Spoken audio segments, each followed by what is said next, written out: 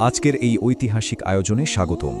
আজ আমরা দ্বাদশ শতাব্দীর এমন এক অবিশ্বাস্য উপাখ্যান নিয়ে আলোচনা করব, যা একাধারে তীব্র প্রতিদ্বন্দ্বিতা, অদম্য টিকে থাকার লড়াই এবং চূড়ান্ত মানবিকতার এক অসাধারণ রোলার কোস্টার রাইড।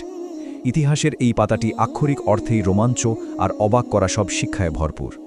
একবার ভাবুন তো, একজন রাজা যার শরীর এক মারাত্মক ব্যাধিতে ধীরে ধীরে গলে যাচ্ছে, বয়স মাত্র 16, চরম অসুস্থ, অথচ এই অবস্থাতেই ইতিহাসের অন্যতম সেরা এক সেনাপতিকে যুদ্ধে হারিয়ে দিলেন তিনি। কিভাবে সম্ভব হলো এই অসম্ভব কাজ? এই রহস্যময় জয় আর এর পেছনের গল্পটি হলো আজকের মূল আকর্ষণ। চলুন এই জট খোলা যাক। প্রথমেই আসা যাক এই অবিশ্বাস্য লড়াইয়ের একেবারে কেন্দ্রে থাকা চরিত্রগুলোর কথায়।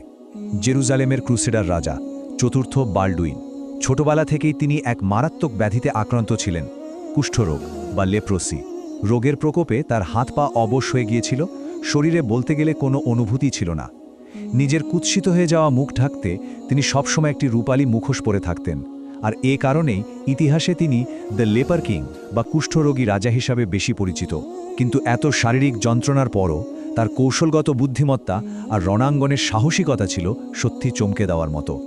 আর ঠিক এই প্রেক্ষাপটেই জন্ম নেয় মন্টেগিসার্ডের সেই হতবাক করা যুদ্ধ। মাত্র 16, হ্যাঁ ভাবা যায়, বয়সটা কেবল 16।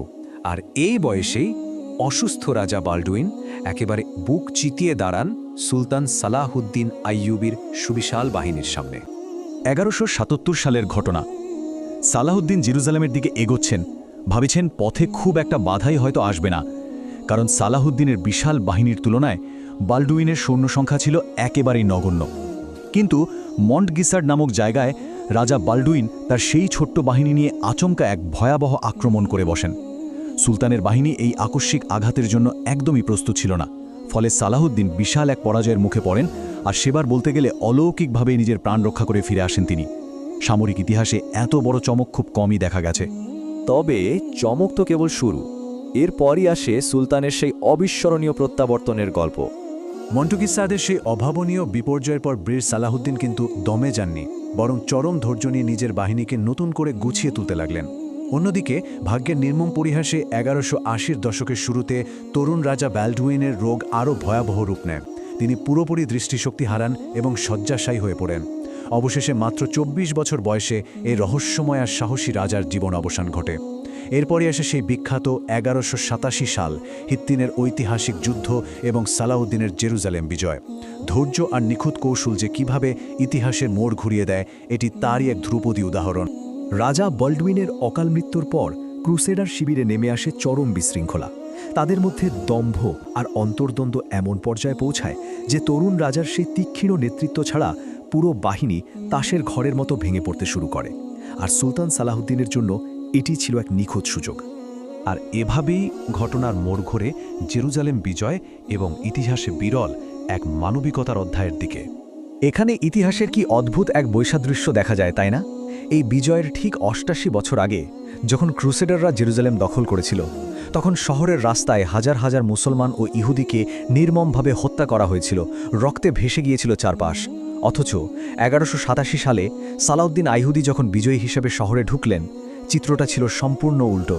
কোনো প্রতিশোধের আগুন নয়, কোনো সাধারণ মানুষের ক্ষতি নয়, বরং সবাইকে নিরাপদে চলে যাওয়ার সুযোগ দেওয়া হলো। সালাহুদ্দিনের এই ক্ষমা ছিল একেবারেই নজিরবিহীন। তিনি কঠোর নির্দেশ দিয়েছিলেন, সব বেসামরিক মানুষের শতভাগ নিরাপত্তা নিশ্চিত করতে হবে, নারী ও শিশুদের প্রতি দেখাতে হবে সর্বোচ্চ সম্মান। শুধু তাই নয়, পরাজিত নাগরিকদের নিরাপদের শহর ছাড়ার নিশ্চয়তাও তিনি দিলেন। সবচেয়ে অবাক করা ব্যাপার হলো, বহু অসহায় ও দরিদ্র খ্রিস্টানদের মুক্তিপণের টাকা সুলতান নিজের পকেট থেকে দিয়ে তাদের মুক্ত করেছিলেন। বিজয়ী হয়ে শত্রুপক্ষের জন্য এমন উদারতা ইতিহাসে সত্যি বিরল। সুলতানের সেই ঐতিহাসিক ঘোষণাটি ছিল ঠিক এরকম: কোনো বেসামরিক মানুষকে আঘাত করা হবে না, নারী ও শিশুদের সম্মান করা হবে এবং সবাইকে নিরাপদে চলে যাওয়ার সুযোগ দেওয়া হবে। হাতের মুঠোয় প্রতিশোধের এক নিশ্চিত সুযোগ থাকার সত্ত্বেও স্রেফ এই একটি ঘোষণা পুরো যুদ্ধের আবহাওয়াকে এক লহমায় শান্তিতে বদলে দিয়েছিল। আজ প্রায় 800 বছর পেরিয়ে গেছে। এই দুই মহান নেতার কীর্তি আজও ভিন্ন ভিন্ন মাত্রায় আমাদের মাঝে রয়ে গেছে।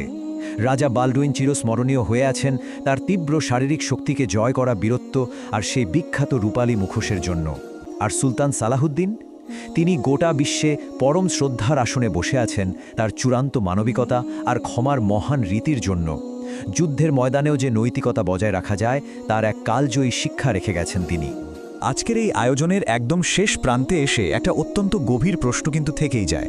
যখন পরম ক্ষমতা হাতের মুঠোয় চলে আসে, তখন প্রকৃত শক্তিটা আসলে কিসে প্রকাশ পায়?